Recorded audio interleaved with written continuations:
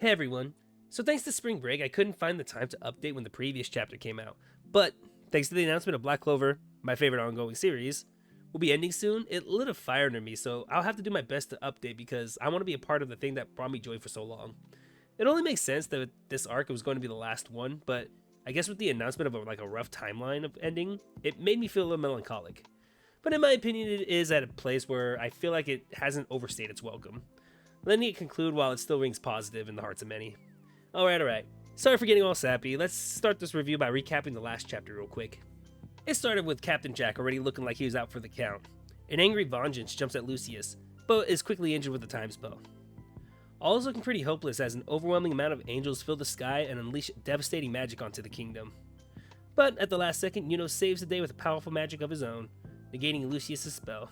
Upon seeing his enormous growth and strength, Captain Vengeance points at Yuno while saying that he is now the captain of the Golden Dawn. An angered Yuno approaches Lucius and tells him directly that he will defeat him, and Lucius states that he knew that he was going to have to deal with Yuno personally, and that concluded the chapter. Chapter 356 starts off with Yuno saying that he knows that Lucius is strong, but even with that, it won't be enough to end the Clover Kingdom. The Knights are fighting back against the Angels, but everything seems ineffective since the Angels are both strong and exhibit the ability to use several different attributes at once. Morris, yes, I finally looked up his name since I really couldn't remember last time, comes in explaining how Lucius has taken rebels and other people who used to do wrong or not really fit in and turned them into people who will now bring order to the world. The Magic Knights realize that if all the angels are this strong, then there's no way they can do anything. And, who is obviously very scared himself, says that they have to fight, they have to protect the people. Soul steps into the scene, saying that people of lesser status have stepped up to the plate before and have grown stronger. The Black Bull crew comes to mind. Then, she attacks, saying that she can't do less than them. Somehow, she stops the attack, with her fellow Magic Knights realizing that her attacks seemed much stronger. Soul notices some fairies floating around her and looks up into the sky as she hears a horn blow. Yuno's wind spirit, Sylph, explains that with their mana zone that they have created, they can boost ally strength while at the same time weakening enemies. This spell's name? Never Neverland, a combo of Yuno's star magic and Sylph's wind magic. Our boy Klaus knows that Yuno has what it takes to be the Wizard King, then he calls out to charge. Because of Yuno's spell, everyone's morale has come back. We jump back to Lucius and Yuno. Lucius surprises him and catches him in one of his spells. But to his surprise, and maybe even ours, Yuno is unaffected. It turns out that while in Never Neverland, time stands still, so Lucius can't fast forward him to death.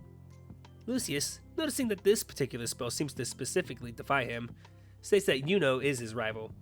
Yuno of course rejects that statement, saying that he already has a rival, and Lucius isn't him. Of course we know who he's talking about. Yuno strikes him with the Wind Spirit Sword, and that's where the chapter ends. This chapter really shows just how OP he is at this point of the story. Having those two books really buffed him up. But in this case, it has come to a problem that I've seen people bring up when it comes to this series, or really any series where power scaling keeps going up and up.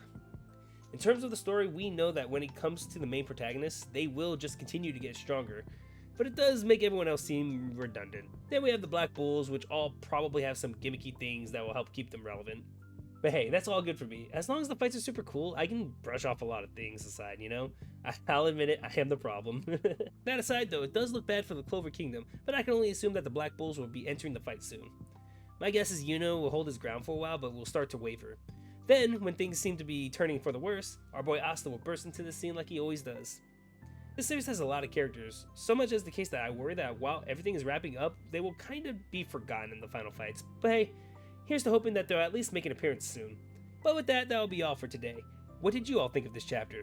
What did you all think about the announcement that the series will be ending soon? Let me know, and hey, why not like, subscribe, and check out my Twitter. It's where you can yell at me if you would so like, and I also post some art there from time to time. With that, I hope you have a great day, and I'll check you all out in the next one. Bye!